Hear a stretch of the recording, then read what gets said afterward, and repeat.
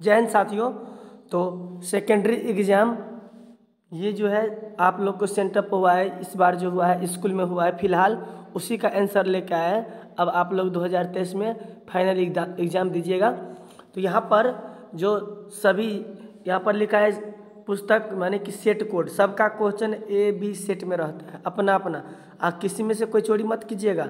सबका सेट का क्वेश्चन अलग अलग रहता है, क्वेश्चन एक ही रहेगा, नंबरिंग अलग अलग रहता है। और ये दिया है विषय कोड, क्या दिया है विषय कोड, ये भरना रहता है, समझ गए।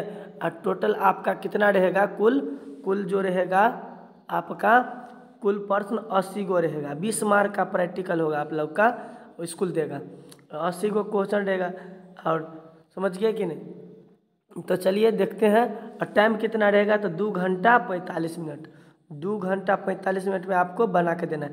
अब 45 मिनट में फॉर्मो भरना रहता है, तो थोड़ा स्पीड रखिएगा हाथ को, है कि नहीं, और जल्दी भरिएगा। एक दूसरे से बात नहीं करिएगा तो फिर छीन भी लेगा, और ध्यान से बनाइएगा। तो चलिए हम लोग सिखाते हैं आपको बनाना कैसे है। तो यहाँ पर पहला क्वेश्चन है मानव रक्त। क्या है पहला क्वेश्चन, मानव का प्रमुख उत्सर्जी अंग निम्नलिखित में कौन है। मानव का प्रमुख उत्सर्जी अंग, उत्सर्जन का मतलब होता है शरीर से होता है, आदमी का शरीर से उत्सर्जन होता है ना, तो शरीर से उत्सर्जन होता है। तो सबसे जो है उत्सर्जन अंग सबसे मानव का क्या है उत्सर्जी अंग, प्रमुख। तो प्रमुख उत्सर्जी अंग है, जैसे शरीर से पसीना निकलता है वो भी उत्सर्जन होता है, आप नाक से पोटा निकलना ये भी उत्सर्जन। लेकिन यहाँ पर का प्रमुख उत्सर्जी अंग, तो यहाँ पर होता है विरिक होगा, विरिक क्या होगा, विरिक। विरिक क्यों होगा ये विरिक, विरिक इसलिए होगा, विरिक को इंग्लिश में किडनी कहते हैं। क्या कहते हैं, किडनी, समझ गए। जिसका किडनी खराब हो जाता है तो जरा उसका ब्लड जो है पूरा खराब, उसका बहुत ही प्रॉब्लम होता है, समझ गए। तो किडनी में 2 पार्ट होता है, एगो किडनी तो एगो बचल रहता है।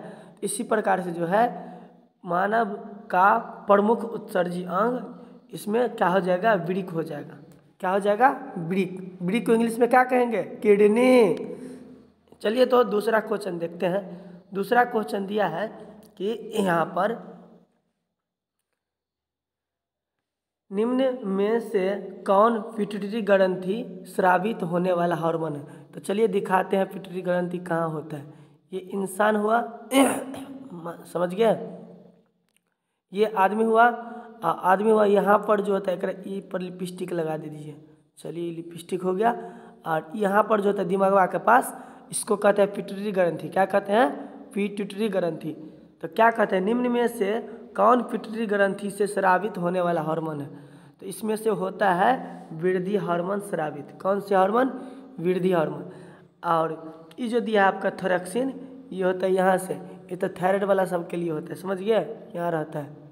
और बाद ये एड्रोजोन जो जनन के लिए काम करते हैं। दूसरा है इंसुलिन, इंसुलिन की कमी से कौन बीमारी हो जाता है, मधुमेह हो जाता है। तो चलिए यहाँ पर पिट्यूटरी ग्रंथि से कौन स्रावित होता है, वृद्धि हार्मोन। आगे बढ़ते हैं।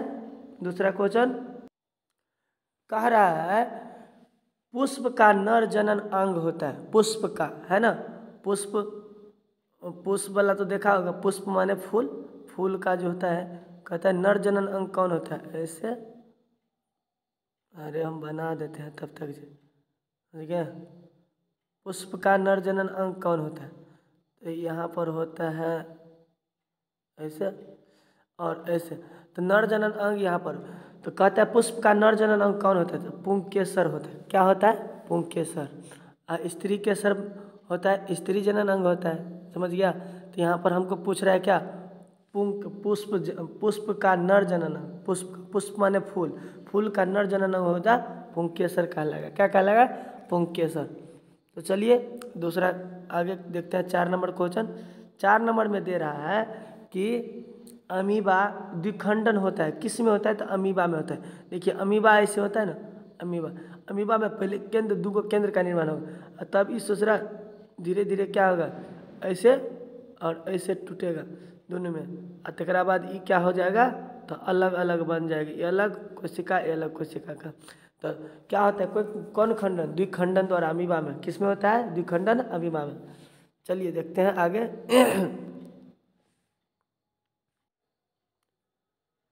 कह रहा है कि युग्मग्रक होते हैं, युग्मक रक्त होते हैं हमेशा क्या होते हैं, द्विगुणित। क्या होते हैं, द्विगुणित। चलिए आगे की क्वेश्चन देखें। 6 नंबर कहता है कि 6 नंबर क्या कहता है कि सोमैटोस्टेटिन है। क्या है, तो सोमैटोस्टेटिन ये है, इंग्लिश में लिखल है इसलिए आप लोग को समझ में नहीं आता होगा। वृद्धि हार्मोन होता है, वृद्धि अवरोधक हार्मोन। कौन सी हार्मोन, वृद्धि अवरोधक हार्मोन। तो चलिए दूसरा क्वेश्चन 7 नंबर देख। कहता है मूत्र की सांद्रता किस पर निर्भर होती है। तो मूत्र की सांद्रता है मेलाटोनिन पर निर्भर करती है। किस पर, मेलाटोनिन पर मूत्र की सांद्रता। आगे जो दिया है 10 नंबर कह रहा है कि रंध्र का मुख्य कार्य क्या है। तो रंध्र को इंग्लिश में स्टोमाटा कहते हैं। क्या कहते हैं, स्टोमाटा, है ना। ये पत्ता में होता है, जैसे पत्ता होता है ना इसे, तो पत्ता में जो है रंध्र होता है, समझ गए। पत्ता में होगा, ये पत्ता में होगा रंध्र, पत्ता में होता है ऐसे, तो पत्ता में क्या होगा, रंध्र होगा। तो कहते हैं रंध्र का मुख्य कार्य क्या होता है। तो रंध्र का मुख्य कार्य है क्या करना, गैसों का विनिमय करना। दिखा देते हैं, दिख नहीं रहा यहाँ पर, जो है क्या होगा, गैसों का विनिमय करना, गैसों का विनिमय। तो आगे देखते हैं दूसरा क्वेश्चन। कहता है पक्षी तथा चमगादड़ के पंख हैं। पक्षी तथा चमगादड़ के अंक है, तो क्या कहते हैं, अवशेषी अंग है। पक्षी का और चमगादड़ का पंख क्या अवशेषी अंग होता है, अवशेषी रहेगा तो उड़बे नहीं करेगा। समजात अंग है, समवर्ती अंग है। इसमें दिया है इनमें से कोई नहीं, समझिए। तो यहाँ पर क्या होगा, इनमें से कोई नहीं। चलिए तो आगे देखते हैं दूसरा क्वेश्चन 12 नंबर। 12 नंबर कहता है, 12 नंबर क्या कहता है कि रक्त का लाल रंग निम्नलिखित में से किस प्रोटीन के कारण होता है। रक्त का जो है ना रंग लाल होता है किस प्रोटीन के कारण। तो आप सभी को मालूम है हीमोग्लोबिन के कारण रक्त का जो है रंग लाल होता है। तो समझ गए रक्त का रंग क्यों लाल होता है, हीमोग्लोबिन के कारण। तो चलिए आगे देखते हैं आगे की क्वेश्चन। क्या लिखा है, मानव में ऑटोसोमोन यानी जोड़िया की संख्या होता है, क्रोमोसोम होगा। इस छोसरा जो है ना किताब वाला सब बड़ा उल्टा पुल्टा ये सब क्वेश्चन वाला सब लिख देता है, पता नहीं कैसे कंप्यूटर सीखता है। क्रोमोसोम होगा, तो मानव में क्रोमोसोम की संख्या कितना होता है, तो 23 जोड़ा होता है। कितना होता है, 23 जोड़ा। 23 दूना 46 को टोटल होता है, 23 जोड़ा होता है। तो चलिए आगे देखते हैं। आगे की क्वेश्चन है कि पौधों, एक मिनट ऊपर थोड़ा। आगे की क्वेश्चन क्या कह रहा है कि पौधों के बाह्य भागों से जल के वाष्प के रूप में निकलने की क्रिया क्या कहलाती है। पौधों के बाह्य भागों से जल के वाष्प के रूप में निकलना का वाष्पोत्सर्जन कहलाती है। क्या कहलाती है, वाष्पोत्सर्जन। तो चलिए आगे की क्वेश्चन कह रहा है दो तंत्रिकाओं कोशिकाओं के मध्य खाली स्थान को क्या कहते हैं। दो तंत्रिका कोशिका, तो जिसको तंत्रिका को सिखाने आता है बनाना सीख लो। 5 नंबर में पूछता है चित्र और वर्णन, समझ गए। ऐसे कर दीजिएगा, है ना, और ऐसे ऐसे और यहाँ से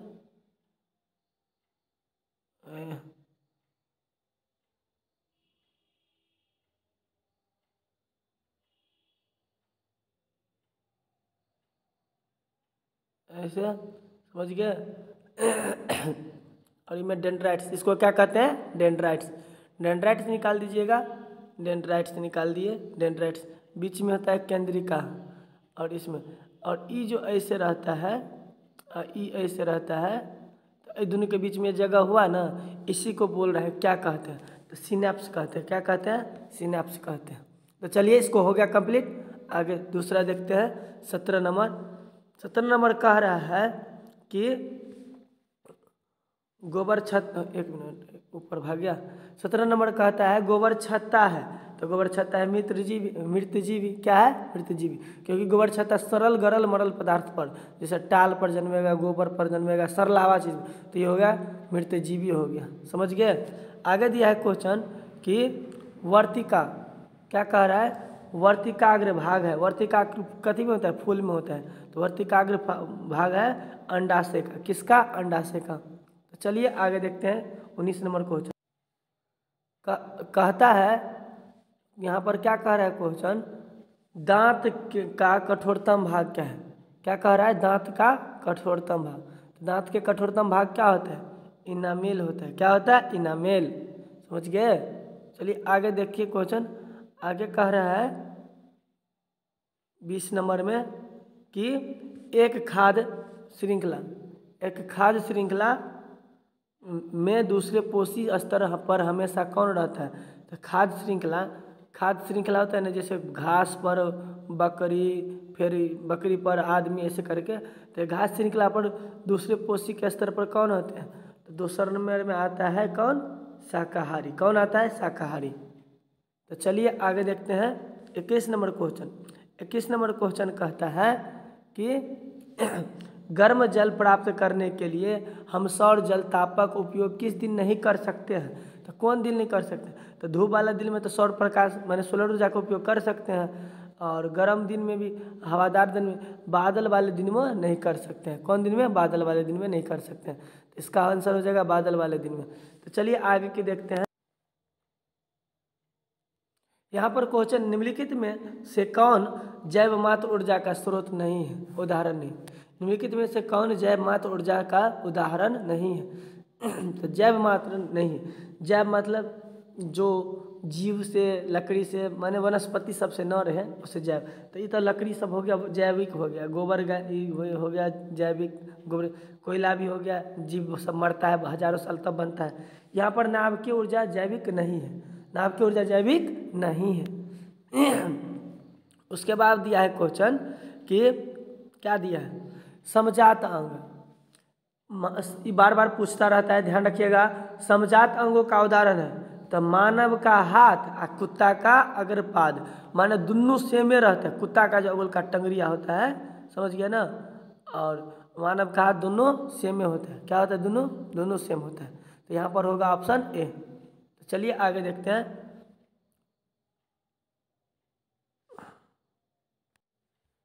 कहता है निम्नलिखित में कौन परागकोश में होते हैं? तो परागकोश में कौन रहेगा? तो परागकण रहेगा। परागकोश में कौन रहेगा? परागकण रहेगा। ये तो सीधा जवाब है। आगे दिया है क्वेश्चन, कह रहा है ये क्वेश्चन 25 नंबर क्वेश्चन। आगे कौन सा क्वेश्चन है? 25 नंबर। निम्न में से कौन आहार श्रृंखला का निर्माण करते हैं? निम्न में से कौन आहार श्रृंखला? तो देखिए ऑप्शन बी होगा घास। घास खाएगा बकरी, और बकरी को खाएगा मानव। तो यहाँ पर हो गया ऑप्शन बी। देखिए हमारे चैनल पर यदि पहली बार आए हैं तो सब्सक्राइब जरूर कर लीजिएगा, क्योंकि हम लोग बनाते हैं, बहुत मेहनत लगता है। इसलिए आप लोग जो है हमारे चैनल पर पहली बार आए तो लाइक, सब्सक्राइब और शेयर भी कर दीजिएगा। जो 10वां क्लास में है, समझ गए, शेयर भी कर दीजिए प्लीज़। यहाँ क्वेश्चन है फिलोसफिक जूलॉजिक नामक पुस्तक किसके द्वारा लिखी गई है ना? फिलोसफिक जूलॉजी नामक पुस्तक किसके द्वारा? तो डार्विन के द्वारा लिखा गया। किसके द्वारा? डार्विन के द्वारा। यहाँ पर आगे है क्वेश्चन 27 नंबर। 27 नंबर कहता है रेजिन एवं गोंद कहाँ संचित रहता है? तो रेजिन एवं गोंद जो है पुराने जाइलम में संचित रहते हैं। कहाँ पर? पुराने जाइलम में। चलिए आगे देखते हैं क्वेश्चन। आगे कह रहा है 28 नंबर कि निम्न में से किस माध्यम में प्रकाश की चाल अधिकतम रहता है? तो देखिए जल में स्लो रहेगा, शीशों में स्लो रहेगा, और हीरा में भी स्लो, सबसे फास्ट हवा में रहेगा। तो यहाँ पर हवा हो जाएगा आंसर। तो चलिए आगे देखते हैं। 29 नंबर कहता है कि विद्युत आवेश का SI मात्रक। तो विद्युत आवेश का SI मात्रक क्या होता है? कूलम होता है। देखो विभवांतर का वोल्ट होता है, विभवांतर का वोल्ट, प्रतिरोध का ओम होता है, और ये एम्पियर होता है ए मीटर का। समझ गए? विद्युत धारा का होता है एम्पियर। किसका? विद्युत धारा का एम्पियर होता है। लेकिन विद्युत आवेश का क्या होगा? कूलम होगा। क्या होगा? कूलम। तो यहाँ पर ऑप्शन होगा डी। चलिए आगे देखते हैं। आगे क्वेश्चन दिया है कि अतिभारण के समय विद्युत परिपथ में विद्युत धारा का मान क्या होता है? बहुत कम होता है, बहुत अधिक होता है, अपरिवर्तित। यहाँ पर बहुत अधिक हो जाएगा, कहा जाए अतिभारण। अतिभारण का मतलब होता है शॉर्ट सर्किट, जब शॉर्ट लग जाता है ना, तो उसको अतिभारण कहते हैं। तो यहाँ पर बहुत अधिक उसका मान बढ़ जाएगा, समझ गए। आगे दिया है 31 नंबर। 31 नंबर कह रहा है कि विद्युत वलय विभक्त वलय का उपयोग उपकरण में किया जाता है। किस उपकरण में? है ना, विभक्त वलय। तो आप सभी को मालूम है, आर्मेचर मोटर वाला चैप्टर पढ़ा होगा फिजिक्स में, तो ऐसे आया था ना, है ना, और यहाँ पर जो है ये घूमता रहता है, समझ गए। तो आर्मेचर, तो यहाँ पर वलय लगा था ऐसे, तो कहता है अर्धवलय का कथी में? तो विद्युत मोटर में। अर्धवलय का इसी को कहता है अर्धवलय।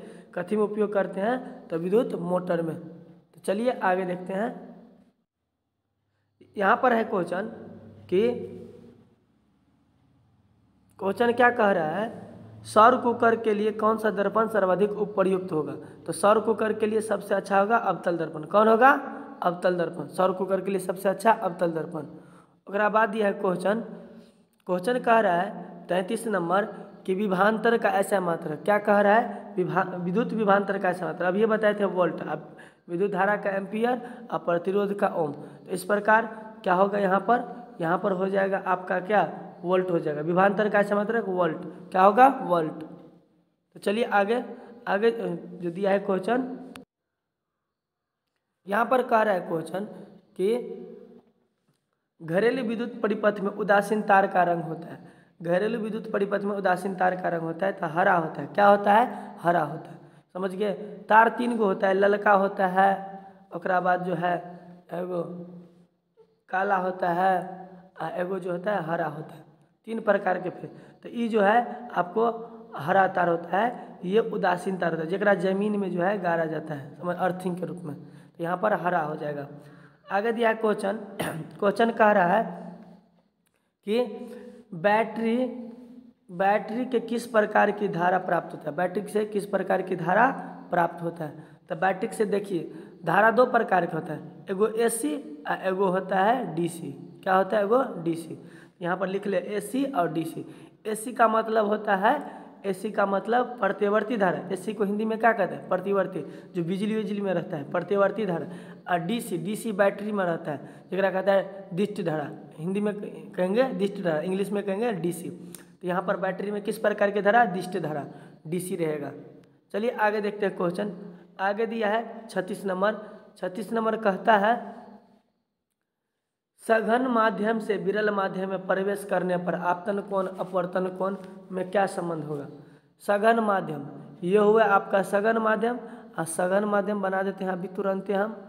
ये सघन माध्यम हो गया, समझ गए। मान लीजिए इसमें कुछ है, सघन माध्यम हो गया। और सघन माध्यम से जब प्रकाश जो है किस में आता है बुआ? विरल माध्यम में। तो सघन माध्यम से प्रकाश जब ये अभिलंब होता है, ये क्या होता है? अभिलंब। सघन माध्यम से जब विरल माध्यम में आता है तो अभिलंब से दूर। तो क्या होगा? कहते हैं आपतन कोण अपवर्तन कोण में क्या संबंध था? इसको कहते हैं आपतन कोण, इसको अपवर्तन कोण कहते हैं।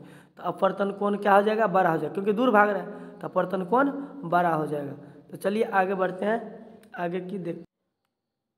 आगे की क्वेश्चन है यहाँ पर समांग माध्यम में प्रकाश गमन करता है सरल रेखा में। किस रेखा में? सरल रेखा। सरल रेखा माने सीधा रेखा में, समझ गए, सीधा रेखा हो जाएगा।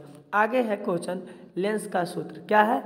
लेंस का सूत्र। तो लेंस का सूत्र होता है, तो ई नहीं होता है, ई भी नहीं होगा, यहाँ पर लेंस का सूत्र होगा। ये याद रखने का तरीका पहले होगा 1/v माइनस 1/u। कैसे याद रखिएगा? 1/v minus 1/v minus 1/u बराबर में 1/f। ये होता है लेंस के सूत्र। तो चलिए आगे देखते हैं क्वेश्चन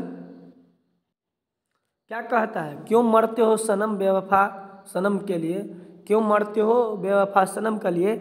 मरना है तो मरो वतन के लिए, लड़कियां भी दुपट्टा उड़ा देगी कफन के लिए। तो यहाँ पर आप लोग जो है दिल से मेहनत करिए, दिल से जान लगा दीजिए कि बिहार बोर्ड में अच्छा से अच्छा आपका रिजल्ट हो सके। देखिए क्वेश्चन, दृश्य प्रकाश में किस वर्ण का तरंगदैर्घ्य अधिकतम होता है? दृश्य प्रकाश में किस वर्ण का तरंगदैर्घ्य अधिक होता है? तो आपको मालूम है, मैंने 7 प्रकार के कलर होता है। जब भी प्रिज्म से या तरंग दैर्घ्य कोई भी निकलता है तो 7 प्रकार के, जिसमें से सबसे अधिक तरंग दैर्घ्य था लाल का। सबसे अधिक तरंग दैर्घ्य किसका? लाल का। और सबसे कम तरंग दैर्घ्य का कर तब बैगनी का। किसका? बैगनी रंग का। तो यहाँ पर हमको अधिक पूछ रहा है कि कम पूछ रहा है? तो अधिक पूछ रहा है, तो अधिक किसका होगा बता दिया आप, लाल का होगा। समझिए। आगे देखिए, आगे क्वेश्चन दिया है यहाँ पर, लड़की और लड़का में कुछ नहीं रखा है। दिल से मेहनत कीजिए, एक दिन जब बड़ा आदमी बन जाएगा सब कुछ मिलेगा दोस्त, इसलिए दिल लगा के मेहनत करिए, अच्छा से अच्छा नंबर लाइए। आगे दिया है क्वेश्चन, किसी लेंस की फोकस दूरी 1 मीटर है, उसकी क्षमता होगी। किसी लेंस की फोकस दूरी 1 मीटर है, उसकी क्षमता क्या होगी? तो यहाँ पर लेंस की फोकस दूरी क्षमता पूछ रहा है, तो फॉर्मूला क्या होता है? P बराबर 1/f होता है। क्या होता है? 1/f। तो P निकालना है, पावर माने क्षमता, क्षमता निकालना है, तो P को छोड़ दीजिए।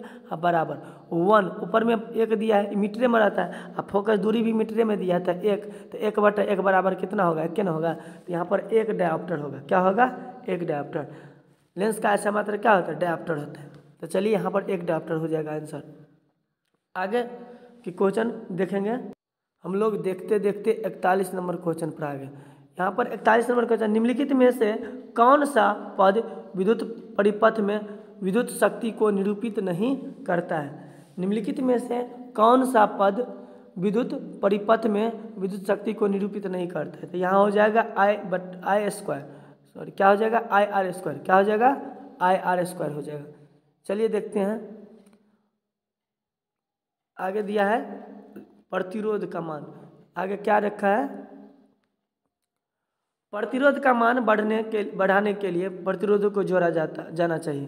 तो 2 प्रकार का होगा क्रम, एगो समांतर क्रम होता है, एगो श्रेणी क्रम होता है। समझिए, समांतर क्रम का जो फार्मूला होता है 1/समझिए 1/r होता है, बराबर में 1/r1 प्लस 1/r2 होता है ना।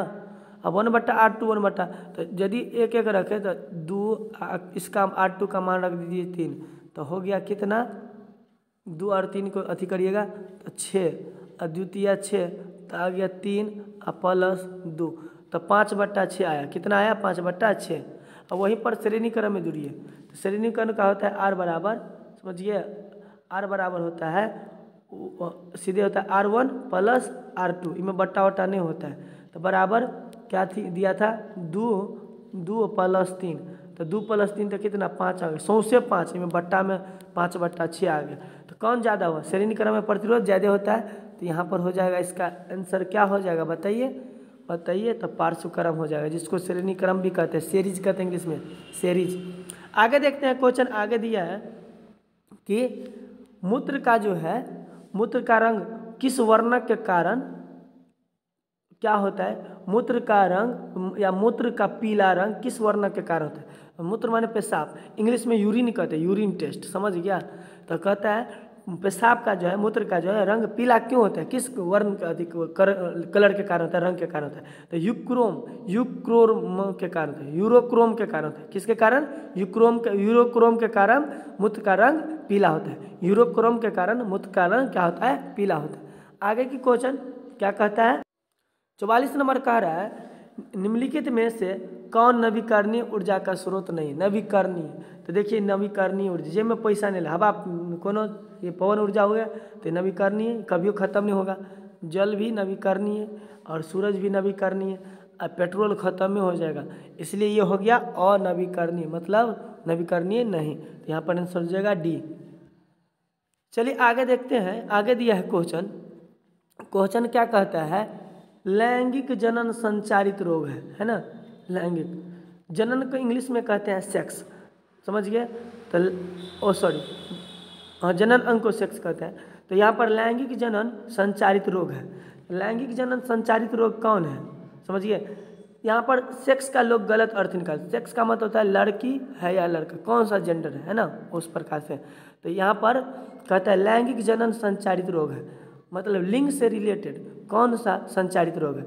जब सेक्सुअल रिलेशन बनाता है आदमी तो उससे कौन रोग हो सकता है? तो पीलिया अलग रोग है, इससे नहीं होता है। चेचक भी दूसर प्रकार का रोग है, प्लेग भी दूसर प्रकार का रोग है। प्लेग बड़ा खराब बीमारी होता है, समझ गया, ये कोरोना की तरह होता है। प्लेग बहुत पहले हुआ था। यहाँ पर एड्स होता है, लैंगिक जनन संचारित रोग होता है। ये संचारित क्यों बोला? क्योंकि एक आदमी से दूसरा आदमी में हो जाएगा। जब ये और ये दो आदमी जब संबंध बनाएगा, अपना रिलेशन बनाएगा, इसको रहेगा तो इनको भी हो जाएगा, समझिए। तो ये एड्स हो गया लैंगिक संचारित रोग। क्या हुआ? लैंगिक संचारित रोग, एड्स। एड्स का फुल नाम भी पूछ देता है, तो एड्स का फुल नाम होता है acquired immune deficiency syndrome. Acquired immune deficiency syndrome, AIDS, acquired immune आई है डिफिशियंसी सिंड्रोम। एड्स किस वायरस के कारण? तो HIV के कारण होता है। किसके कारण? HIV के कारण, ह्यूमन इम्यून वायरस, ध्यान रखिएगा। चलिए आगे देखते हैं। आगे क्वेश्चन कह रहा है निम्नलिखित में से कौन विद्युत का सुचालक है? तो विद्युत का सुचालक सल्फर नहीं है, प्लास्टिक नहीं है, आयोडीन नहीं है, तो ग्रेफाइट है। ग्रेफाइट का मतलब कागजी, पेंसिल में देखा है ना आप लोग, कागजी पेंसिल नोकीला निकाल लेते हैं, तो इसको क्या कहते हैं? ग्रेफाइट कहते हैं, समझ गए। तो यही होता है, छोटे में हम लोग थे, इससे क्या होता है, रेजिस्टेंस नहीं मिलता था, तो इसी में से लाइट बार जला लेते थे, बॉल, समझ गए, जोड़ कर रेजिस्टेंस का काम करता है। तो यहाँ पर विद्युत का सुचालक कौन हुआ? ग्रेफाइट हो गया। चलिए आगे देखते हैं। आगे दिया है कि निम्नलिखित में से कौन पारिस्थितिक तंत्र का एक जैविक घटक? पारिस्थितिक तंत्र दो प्रकार के होते हैं, समझ गया। पारिस्थितिक तंत्र दो प्रकार के, एक होता है प्राकृतिक, एक होता है मानव निर्मित। प्राकृतिक में पेड़ पौधा, समझ गए, पेड़ पौधा ये सब आ गया, पानी वानी। और मानव निर्मित में मकान वकान आया, समझ गया, मकान, रेडी, साइकिल, ये आ गया। तो पारिस्थितिक तंत्र कहता है निम्नलिखित में से कौन पारिस्थितिक तंत्र का एक जैव घटक है? तो एक होता है अजैव, एक होता है जैव, समझ गए। तो ये सब हो गया अजैव। अजैव में आ जाएगा कवक। क्या आ जाएगा? कवक। कवक जैव है, जीव जंतु वाला। आगे देखते हैं। क्वेश्चन कह रहा है कि क्वेश्चन विद्युत उपकरण का धातु आवरण जोड़ा जाता है। विद्युत उपकरण का धातु आवरण जोड़ा जाता है, तो भूतार से, कहाँ से जोड़ा जाता है? भूतार से। विद्युत उपकरण का धातु आवरण जोड़ा जाता है भूतार से। विद्युत उपकरण का धातु जोड़ा जाता है। तो आगे बढ़े हम लोग। आगे दिया है यहाँ पर, क्या कह रहा है क्वेश्चन? यहाँ पर कह रहा है निम्नलिखित में से किस में विद्युत मोटर का उपयोग होता है? किस में विद्युत मोटर का उपयोग होता है? विद्युत पंखा में, और टेप रिकॉर्डर में, लेथ मशीन में। तो यहाँ पर हो जाएगा विद्युत पंखा में। विद्युत मोटर का उपयोग कहाँ होता है? विद्युत पंखा में। तब तक पंखा घूमता रहता है, समझिए कि नहीं। यहाँ पर उसके बाद देखिए, उसके बाद क्या कह रहा है, दो हल्के नाभिकों को जोड़कर भारी नाभिक बनाने की क्रिया को कहते हैं, क्या कहते हैं? नाभिकीय संलयन। क्या कहते हैं? नाभिकीय संलयन। ये नाभिकीय विखंडन परमाणु में होता है जब फूटता है, समझ गया। इसी कारण तो हल्का मजा। तो दो हल्के नाभिकों को जोड़कर भारी नाभिक बनाने की क्रिया को कहते हैं नाभिकीय संलयन। आगे देखते हैं क्वेश्चन।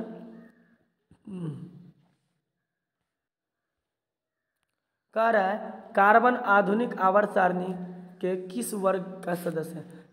कार्बन का देखो संकेत C होता है, परमाणु संख्या 12 होता है। और तो कार्बन कहता है कार्बन आधुनिक आवर्त सारणी के किस वर्ग का सदस्य है? तो ये जो है किसका सदस्य है? 14 का। किसका? वर्ग 14 का सदस्य है। चलिए आगे देखते हैं। क्वेश्चन कह रहा है 52 नंबर कि बॉक्साइट निम्नांकित में किस धातु का अयस्क है? तो बॉक्साइट एल्युमिनियम का अयस्क है। किसका अयस्क है? एल्युमिनियम का अयस्क है। आगे देखते हैं।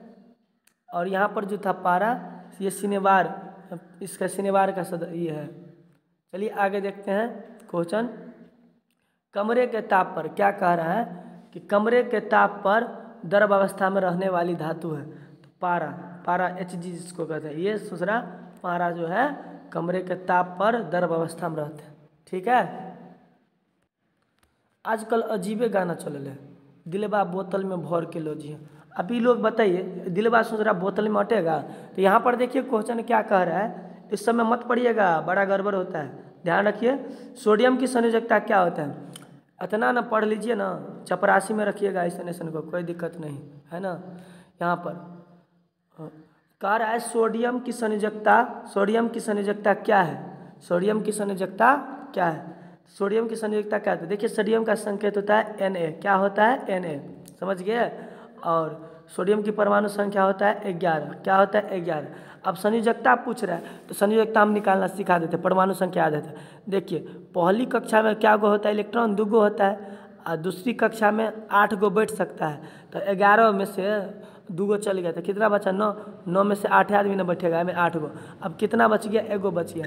तो सबसे बाहरी कक्षा में क्या गो रहेगा, इलेक्ट्रॉन 1 गो। तो संयोग यानी ये दोनों तो स्टेबल हो गया, और ये कौन बच गया, ये अस्थाई हो गया, ये अस्थाई है। ये चाहता है किसी को जो है दे दे या ले ले, तो ये किसी को देगा। तो क्या कहता है सोडियम की संयोजकता क्या है, तो 1 होगा, क्योंकि बाहरी कक्षा में 1, तो यहाँ पर 1 होगा। चलिए आगे बढ़ते हैं। आगे कह रहा है कि जिप्सम का रासायनिक सूत्र है, समझ गया। वो कहती है कि करेला कमाल हमर लाल घगरा। आ तुम लोग इतना ना पढ़ लो, इतना बड़का आदमी बन जाओ, तब तो देखो ओकरा कमाल, समझ गया। सीधा जो है चपरासी में रखना है, समझ गया कि नहीं, चपरासी में हेल्परिंग में रखना है, जूता मोजा साफ कराना। तो ओकर लाल घगरा, तोहर पढ़ाई वाला जो झगड़ा है ना, पढ़ाई कमाल करेगा तब पता चलेगा कौवन में कितना पावर है, समझ गया। तो यहाँ पर दिखाइए क्या कहता है कि जिप्सम का रासायनिक सूत्र है। जिप्सम का रासायनिक सूत्र क्या होता है, तो ये होता है CaSO4 × 2H2O, CaSO4 × 2H2O। तो आगे देखते हैं, आगे क्वेश्चन क्या दिया है देखते हैं।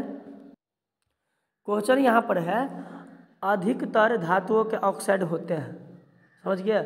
अधिकतर धातुओं के ऑक्साइड क्या होता है, तो धातु के ऑक्साइड क्षारीय होगा, समझ गया। अधातु के ऑक्साइड अम्लीय होगा, क्या होगा, अम्लीय। अधातु के अम्लीय, अधातु के क्षारीय। तो यहाँ पर कहता है धातु के, तो धातु का क्षारीय होगा, क्या होगा, क्षारीय। और अधातु के अम्लीय होगा, समझ गए। आगे आगे देखते हैं क्वेश्चन। आगे क्या कह रहा है, नाइट्रोजन के अणु में 2 परमाणुओं के बीच कितने आबंध होते हैं। नाइट्रोजन के अणु में 2 परमाणुओं के बीच कितने आबंध होते हैं। नाइट्रोजन, तो ये हुआ नाइट्रोजन। नाइट्रोजन में होता है 3 आबंध, क्या गो आबंध, 3 गो आबंध होता है, सॉरी यहाँ पर नाइट्रोजन के बीच 3 गो आबंध होते हैं, तो ऑप्शन सी हो जाएगा। चलिए आगे देखते हैं क्वेश्चन। कहता है कि सोडियम के बाह्यतम सेल में कितने इलेक्ट्रॉन। तो सोडियम के बाह्यतम सेल में अभी नहीं दिखाए थे, 1, बार बार कौन दिखाएंगे, समझ गया। तो यहाँ पर बार बार न पूछो, यहाँ पर क्या हुआ, सोडियम के बाह्यतम सेल में 1 गो इलेक्ट्रॉन रहते हैं। चलिए आगे देखते हैं। क्वेश्चन कह रहा है निम्नांकित में से कौन सी धातु उसके गलित क्लोराइड का विद्युत अपघटन करके प्राप्त किया जाए। निम्नांकित में से कौन सी धातु गलित क्लोराइड का विद्युत अपघटन करेगा। तो विद्युत अपघटन आप लोग पढ़िए होइएगा ऐसे करके जो है, और इसमें एगो एनोड एगो कैथोड ऐसे जोड़ दिया जाता है ना, समझ गए। अब बैटरी सेल लगा दिया, यहाँ बैटरी समझ गया। एनोड पर जो है प्लस चार्ज और कैथोड पर माइनस चार्ज लगा दिया जाता है, और इसमें विद्युत भरल रहता है। तो विद्युत लेपन इसको कहते हैं। तो कहता है विद्युत निम्नांकित में से कौन सी धातु उसके गलित क्लोराइड को जो है Cl को जो है, क्लोराइड का मतलब Cl2 को अपघटन करके किया जाता है। तो यहाँ पर मैग्नीशियम होगा आंसर, क्या होगा, मैग्नीशियम। क्वेश्चन कह रहा है कि कोई धातु ऑक्सीजन के साथ अभिक्रिया कर उच्च गलनांक वाला यौगिक बनाता है। यह यौगिक जल में विलय होता है, विलय माने मिला जाता है। यह तत्व निम्नलिखित तत्वों में से कौन हो सकता है। तो क्या हो सकता है, कैल्शियम। कौन हो सकता है, कैल्शियम। अब क्वेश्चन आगे क्या कह रहा है देख, क्या कहता है, कर खुद को इतना बुलंद कि खुदा भी आके तुमसे पूछे बता तेरा राजा क्या है, मतलब तुम्हारी मर्जी क्या है ना। इतना बुलंद कर लो खुद को। आगे देखते हैं। फेनोल्फेनिन सूचक का क्षारीय माध्यम में कैसा रंग होता है। फेनोल्फेनिन सूचक का क्षारीय माध्यम में कैसा रंग होगा, क्षारीय माध्यम में गुलाबी होगा। आप सभी को ही मालूम ही होगा, विद्यापति जी थे, विद्यापति जी शिव जी के इतना पूजा किए, सोच रहा शिव जी को भोला बाबा को जो है उगना रूप में नौकर बन के आना पड़ा, समझ गए, विद्यापति के यहाँ। तो इसलिए कर खुद को इतना बुलंद कि खुदा भी आके तुमसे पूछे बता तुम्हारी रजा क्या है। यहाँ पर कह रहा है एसिटिक अम्ल का आयुपीएसी नाम, एसिटिक अम्ल का आयुपीएसी नाम होता है एथेनोइक अम्ल। क्या होता है? एथेनोइक अम्ल। चलिए आगे देखते हैं, आगे दिया है निम्नांकित में से कौन सी धातु तनु H2SO4 से अभिक्रिया नहीं करती है? समझ गया, निम्नांकित में से कौन सी धातु तनु H2SO4 से अभिक्रिया नहीं करते हैं? तनु H2SO4 को सल्फ्यूरिक अम्ल कहते हैं। कौन सी अम्ल कहते हैं? सल्फ्यूरिक अम्ल। तो Cu अभिक्रिया नहीं करेगा, समझ गए कि नहीं? रिजल्ट तो छीन के लेंगे, समझ गया कि नहीं? ये हमारा जन्मसिद्ध अधिकार है, समझ गया। आज़ादी जिस प्रकार हम लोग छीन के लिए थे, रिजल्ट छीन के लेंगे, लेकिन मेहनत करिएगा तब। इतना ना मेहनत कीजिए, भगवान को खुद शर्म होगा, लाज होगा, एकरा नहीं देंगे तो केकरा देंगे, समझ गया। तो रिजल्ट होबे करेगा, आप लोग मन लगा के एकदम पढ़ते रहिए। कहता है क्वेश्चन यहाँ पर, निम्नांकित में धातुओं का युग्म कौन है? निम्नांकित में धातुओं का युग्म कौन है? तो कैल्शियम और सोडियम, सोडियम कैल्शियम क्या है? धातुओं का युग्म है। कार्बन अगंधक नहीं है, धातु फेटल है, में अधातु फास्फोरस फट, ओह में गंधक अधातु, तब बात तो ठीक है। यहाँ पर कैल्शियम, सोडियम और कैल्शियम दोनों का दोनों धातु है। कैल्शियम का फार्मूला Ca होता है और कैल्शियम का, सोडियम का Na होता है। क्या होता है? Na होता है, समझिए। कैल्शियम की परमाणु संख्या 20 और सोडियम की परमाणु संख्या 11। तो चलिए आगे बढ़ते हैं। हीरा यहाँ पर दिया है 65 नंबर में, हीरा अपरूप है। हीरा किसका अपरूप है? तो कार्बन का अपरूप है हीरा। हीरा किसका अपरूप? कार्बन का। संकेत C, परमाणु संख्या 12, समझ गए। हीरा कार्बन का अपरूप है। आगे देखते हैं, आगे क्वेश्चन कर रहा है तांबा की परमाणु संख्या कितनी है? तो तांबा की 29 है, परमाणु संख्या तांबा की 29, समझ गए। तांबा को Cu कहते हैं, Cu से कॉपर माने तांबा। चलिए आगे देखते हैं। जिसमें जुनून है ना, उसको कोई नहीं रोक सकता है, कोई नहीं रोक सकता है, समझ गया कि नहीं? इसलिए जुनून से पढ़िए, जुनून से।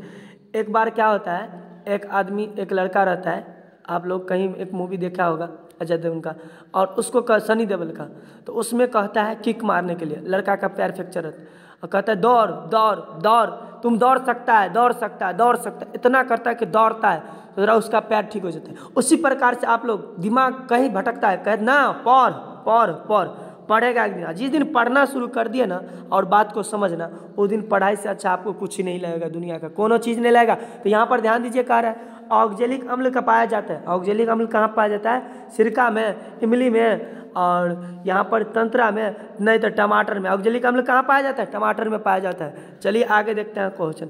आगे क्वेश्चन कहता है निम्नलिखित में से कौन सी धातु ठंडे जल और गर्म जल के साथ अभिक्रिया कर सकता है? ठंडे और गर्म जल, तो कौन नहीं कर सकते हैं? नहीं तो सोना चांदी कोनो अभिक्रिया नहीं कर सकता, तो लोग पहनबे नहीं करते गर्मी में, नजारा में, ठंडा में, समझ गए कि नहीं? तो Ag माने चांदी। Ag माने क्या होता है? चांदी। जब ये आपकी मेहरारू, कौन? जब आपकी मेहरारू ना बोले Ag सुनिए ना, मारिएगा एक तपराक, सुसरी एक गधा कहती है, समझ गया कि नहीं? इसलिए Ag चांदू क्या है, ये अभिक्रिया नहीं करता है, एकरा सबका मन बड़ा बैठल होता है, कोनो दया धर्म नाम का चीज़ नहीं। लोग कहता है इस सबका मन छोटा होता है, अच्छा होता है ना, बड़ा कठोर दिल का होता है, समझ गए कि नहीं?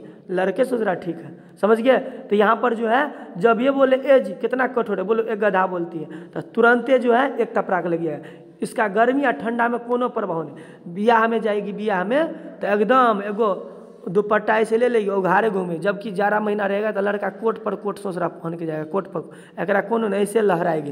तो इसलिए जब भी बोले Ag माने चांदी, समझ गया, एक गधा। ओकरा गर्म जल ठंडा जल से कोनो मतलब नहीं। आपको क्या तकलीफ है, ओकरा कोनो फर्क नहीं पड़ता, खाली ओकरा निहारिए, ओकरा बड़ाई करिए, बस। आप भूखल है कि प्यासल है, कोनो न गर्म जल से ओकरा टेंशन है न ठंडा जल से। आप कैसन है, कोई दिक्कत नहीं, ओकरा खाली हाँ में हाँ करते रहिए, बस, समझ गया। गलतियों बोला आप तैयो हाँ बोलिए, एकदम मानेगा आपको, समझ गया कि नहीं? पूजा करेगा, पूजा। तो इसलिए जब ये बोले Ag चांदी, कौन कहेगा?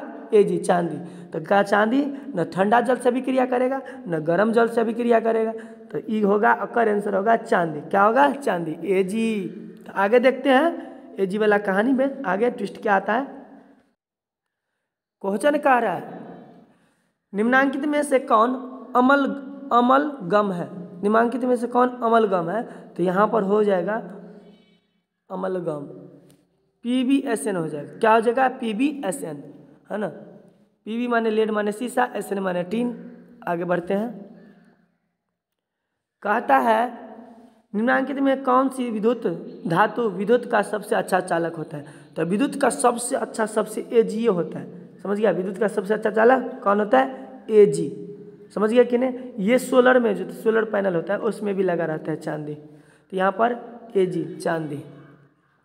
चलिए आगे देखते हैं। आगे क्वेश्चन है आगे 71 नंबर। निम्नांकित में से कौन सी धातु जिंक सलेट, जिंक सलेट को कहते हैं Zn सल्फेट SO4, ZnSO4 को कहेंगे जिंक सल्फेट के विलयन से जिंक को विस्थापित कर देता है। निम्नांकित में से कौन सी धातु जो है जिंक सल्फेट को जो है विस्थापित कर देता है? तो यहाँ पर हो जाएगा मैग्नीशियम। कौन होगा? मैग्नीशियम, कॉपर, मैग्नीशियम होगा। आगे देखते हैं।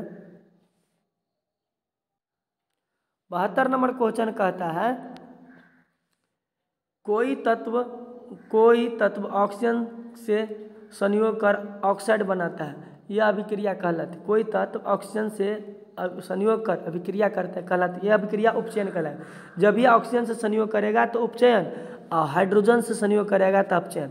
समझ गया? ऑक्सीजन से तो उपचयन या ऑक्सीकरण, और हाइड्रोजन से अपचयन या अवकरण। चलिए तो आगे बढ़ते हैं। आगे दिया है क्वेश्चन, कहता है क्वेश्चन सूर्य के प्रकाश का अवशोषण करके घटित होने वाली अभिक्रिया कहलाती है। सूर्य के प्रकाश का अवशोषण करके घटित होने वाली अभिक्रिया कहलाती है प्रकाश रासायनिक अभिक्रिया, क्योंकि सूर्य का प्रकाश से हुआ है इसलिए प्रकाश रासायनिक अभिक्रिया। कैसे याद रखेंगे? सूरज में न प्रकाश होता है इसलिए प्रकाश रासायनिक अभिक्रिया। ठीक है। यहाँ पर क्वेश्चन है PbOHNO3 किस प्रकार का लवण है? तो ये क्षारीय लवण है। PbHNO3 कौन लवण है? क्षारीय लवण है। चलिए आगे देखते हैं। टोटल 80 गो क्वेश्चन है। आगे क्वेश्चन कहता है शुद्ध जल का pH मान। तो शुद्ध जल का pH मान 7, शुद्ध जल का pH मान 7। देखिए pH मान में क्या होता है? 7 से नीचा वाला अम्लीय होता है, 7 से ऊपर वाला क्षारीय होता है, और यह उदासीन होता है। उदासीन का आप पूछेगा तो 7, अब पानी होता है उदासीन, तो शुद्ध जल का pH मान 7 होगा। चलिए आगे क्वेश्चन कह रहा है आगे अपशिष्ट प्रबंधन की नई धारणा क्या है? तो देखिए कम खपत करिए पहला बात, दूसरा पूर्ण चालन करिए, और तीसरा पूर्ण उपयोग करिए, है ना। फिर से उपयोग करिए, जना कुर्सी सब हम कबाड़ा में बेच देते हैं, है ना। तो यहाँ पर क्या कहता है? तोरा चक्कर में बन लियो हम आवारा, अब बेचे छी कबाड़ा। तो अभी जो चक्कर में आवारा बनिएगा तब बाद में कबाड़ा बेचिएगा। तो यहाँ पर है अपशिष्ट प्रबंधन की नई धारणा क्या है? तो कम यूज करिए, पूर्ण चालन करिए। पूर्ण चालन माने फिर से उसको उपयोग में लाइए, और पूर्ण उपयोग करिए, कबाड़ा में बेचिए। इनमें से सभी हो जाएगा। यहाँ पर आंसर क्या हो जाएगा? इनमें से सभी। चलिए तो आगे देखते हैं।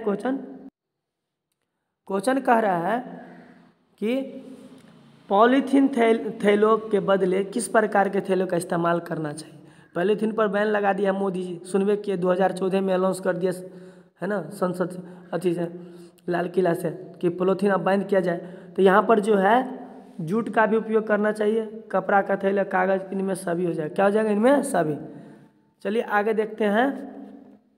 आगे कह रहा है कोयला एवं पेट्रोलियम में कौन तत्व पाए जाते हैं? कोयला एवं पेट्रोलियम में कौन तत्व पाए जाते हैं? तो नाइट्रोजन भी पाया जाता है, हाइड्रोजन, सल्फर, इनमें सभी। आगे देखते हैं। आगे क्वेश्चन क्या कह रहा है? क्वेश्चन कहता है वर्षा जल को भूमिगत स्तर तक पहुंचाने में निम्नांकित में किसका प्रयोग होता है? मालूम है आप लोग को पानी का स्तर जो है रेगुलर घटते जा रहा है ना, घटते जा रहे हैं। तो वर्षा जल को भूमि के नीचे पहुंचाने के लिए क्या करिएगा? तो यहाँ पर दिया बोर होल, उसके बाद डग होल, उसके बाद ये भी दोनों ट्यूब होल माने नलकूप। तो यहाँ पर क्या करिए? पोखर नाद खुनाना पड़ता है। समझ गया? पोखर ये क्या होता है? कुआं, ये सब खुनाने से जल स्तर बराबर होता है। तो यहाँ पर होगा बोरवेल। बोरवेल मतलब पोखरी और कुआं खुनाना होता है। समझ गया? बोरवेल होगा। चलिए तो ऑप्शन ए होगा यहाँ पर। आगे देखते हैं। आगे क्वेश्चन है कि तत्वों के निम्नलिखित युग्मों में से कौन सा युग्म परमाणु संख्या 19 और 22 के बीच आता है? तो कॉपर आता है। समझिए कौन आता है? कॉपर नहीं, यहाँ पर कैल्शियम और स्केरियम आता है। कैल्शियम का 20 होता है, स्केरियम का होता है 21।